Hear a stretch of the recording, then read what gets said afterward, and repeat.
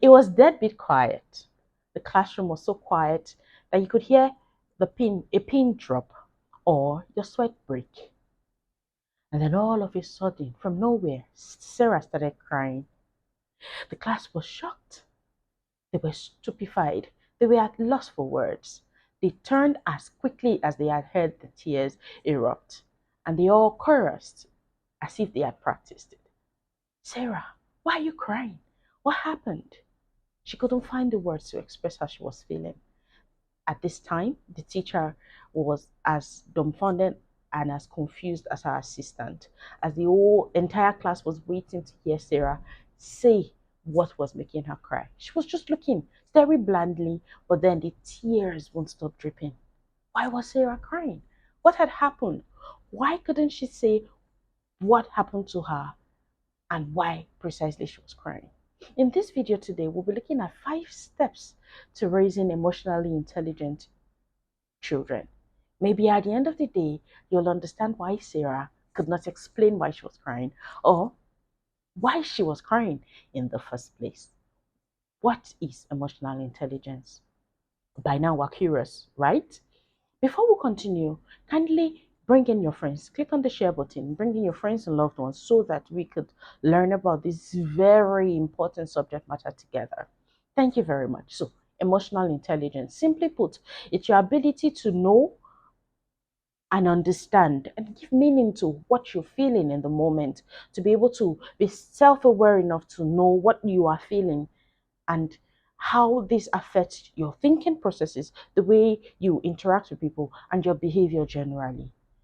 Awareness, the ability to understand and be aware of what you're feeling, how it affects others, and how to regulate yourself and how much it influences others. Now that we know what emotional intelligence is, why is it important for us to be emotionally intelligent, or in this case, for us to raise children who are emotionally intelligent? Emotional intelligence was, or the importance of emotional intelligence was summed up very beautifully by this in this quote by J. Friedman, and I'm just going to read it to you from my notes. Emotional intelligence is a way of recognizing, understanding, and choosing how we think, feel, and act. It shapes our interactions with others and our understanding of ourselves. It defines how and what we learn. It allows us to set priorities. It determines the majority of our daily actions. Research suggests it is responsible for as much as 80% of the success in our lives. I'll take that again. Emotional intelligence is a way of recognizing, understanding, and choosing how we think, feel, and act. It shapes our interactions with others and our understanding of ourselves. It defines how and what we learn. It allows us set priorities. It determines the majority of our daily actions. Research suggests that it is responsible for as much as 80% of the successes we have in our lives. J. Friedman. That basically sums up the importance of emotional intelligence. Helps us set priorities, helps us regulate or think about how we act, how we behave, how we even think, and then how it rubs off on others. So, what are the 5 steps to raising emotionally intelligent children? Now that we know what EI is, why how it is important or why it is important, how do we raise children who are emotionally intelligent? Number one, we need to teach them the emotional intelligence skills. There are 5. Self-awareness, your ability to know what you're feeling in the moment and how it's affecting how it's going to affect your behavior. You're knowing how you're feeling helps you to decide what you're going to do next, help you to decide your course of action. It helps you decide or determine whether you're going to respond or react. Self-regulation, now that you know what you're feeling, are you sad, mad, angry, joyful, happy, excited? How are you able to regulate this emotion? No emotion in I tell my children a lot that no emotion in itself is bad or good. It is how or what you do with those emotions that are either bad or good. Now that you're sad, what is that emotion of sadness telling you? What did you do leading up onto that moment that fault that maybe give rise to that feeling. How about anger? Anger, they say, is a secondary emotion. What is triggering that emotion in you? What is making you angry? Are you scared? Are you anxious? Are you maybe wondering what's going to happen next, and your lack of understanding or your inability to know what to expect, is it getting you angry? Your inability to control what is going on, is it making you angry? You see, the emotions are like information telling us how we feel, and then it's, if we treat them well, if we follow their cues, they will help us to understand what led us there and help us decide or determine how, where to go from there and how.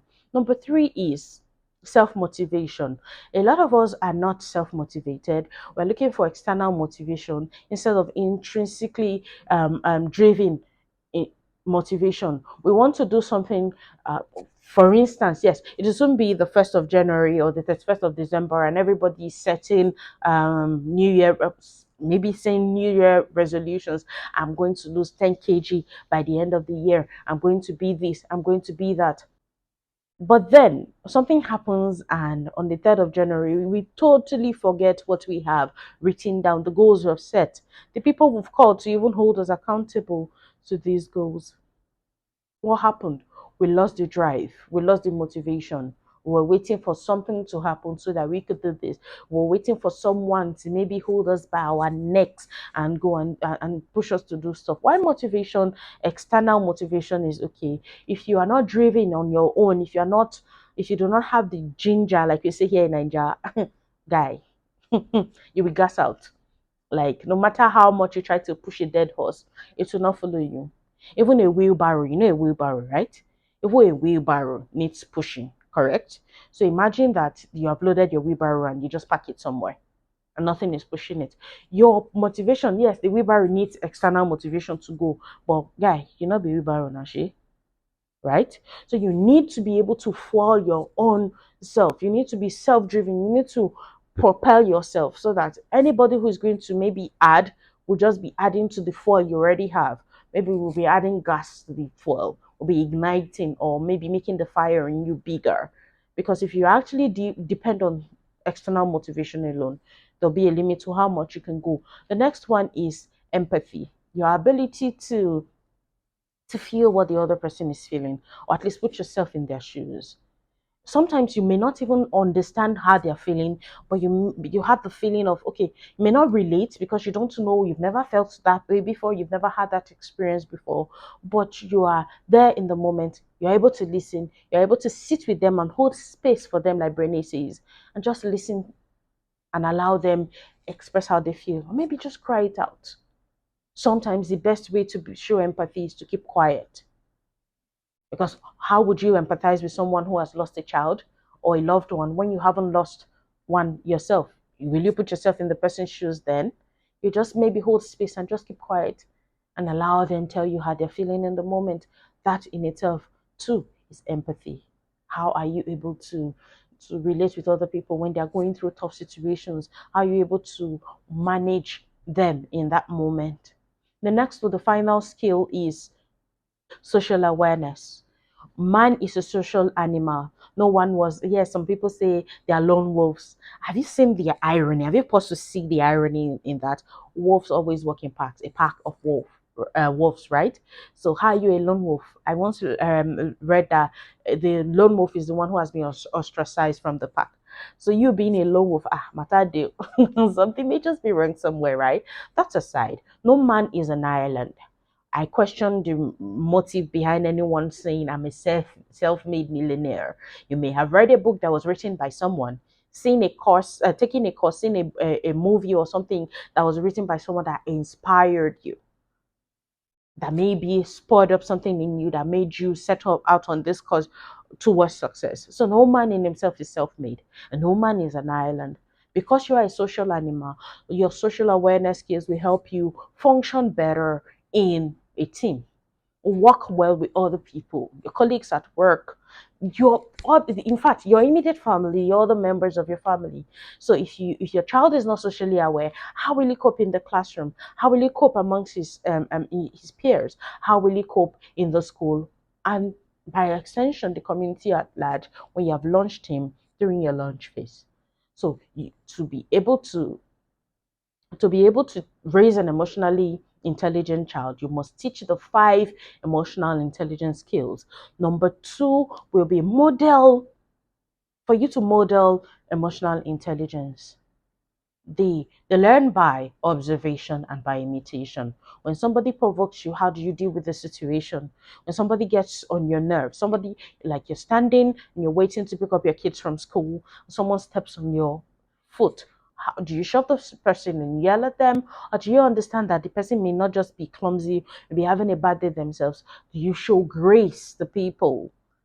Yes, you are an employer. Your employee comes late to work. Have you seen that from the person's mannerisms or gestures, the person is already sorry? Or do you keep tearing them down or berating them for being late?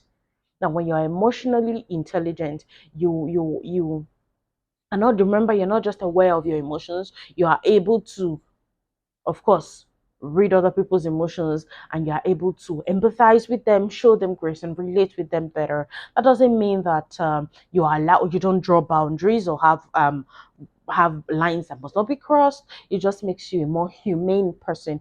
It just makes that humanness in you, or that humaneness in you, come to life, because you're able to relate with them. You're able to understand that they did not deliberately come late to work, or they did not deliberately do that thing to spite you. It may just be out of circumstances beyond their control. You're able to listen and then respond instead of reacting on the fly and maybe blowing things up. Number three will be teach coping mechanisms. How do your children know what to do when they're having a meltdown? They are really irritable, somebody got on their nerves. How do they cope with such situation? Are they assertive enough to maintain their boundaries? Do they have boundaries that must not be crossed? How are they able, have you taught them to maybe breathe in deeply, inhale, exhale? Have you told them to count 1 to 10? Have you told them to go to a happy place in their minds? Have you told them to talk to a trusted grown up about it? What coping mechanisms have you taught your children to deal with big emotions, like they're called? You should teach them coping mechanisms, so that when they need these things, if they have enough skills in their or tools in their toolboxes, it will be very easy to pick a hammer when you want to nail something, or a screwdriver when you want to drill in a nail or a screw into something. The next one would be create a safe, non-judgmental and non-punitive environment that allows the child to express how they feel. If you are if you judge them, if you punish them for feeling a certain way, a child is crying because the child is hurt. You've hurt the child's feelings, or something happened that hurt the child's feeling. Maybe there was a minor issue with the sibling, and then one hits the other. The other one is crying. Why are you crying? Why are you crying?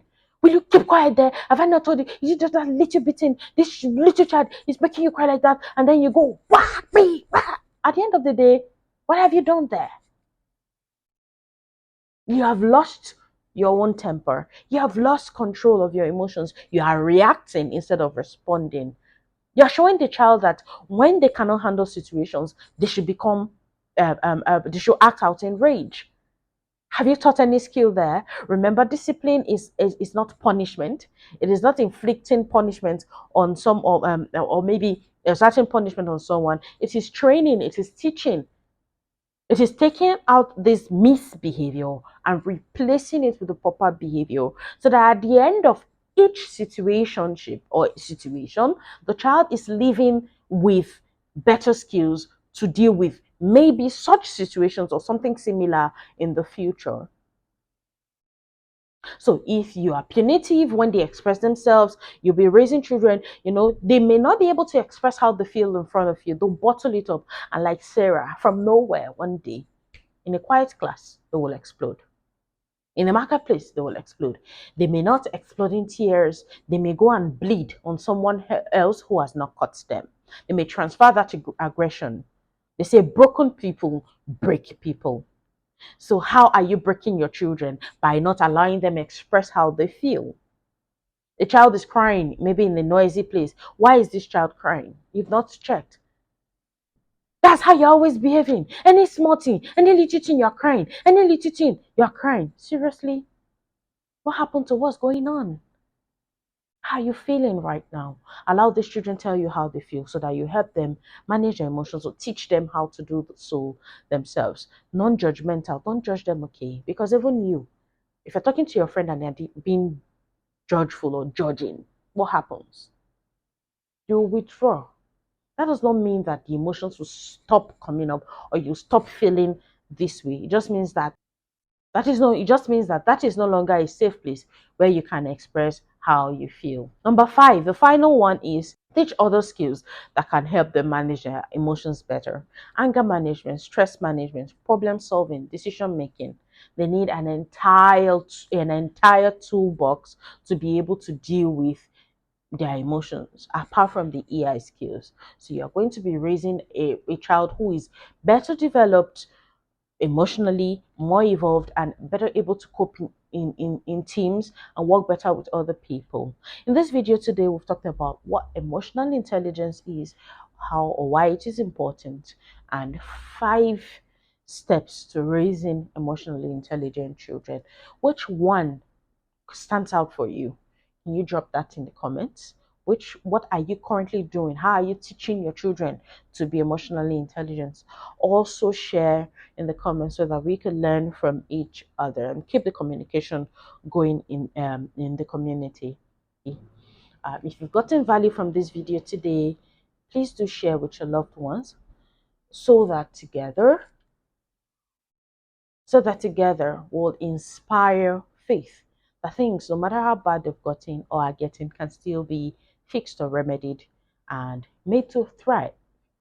Confidence that excellence in parenting is an achievable feat, and peace because knowledge brings light and with it direction.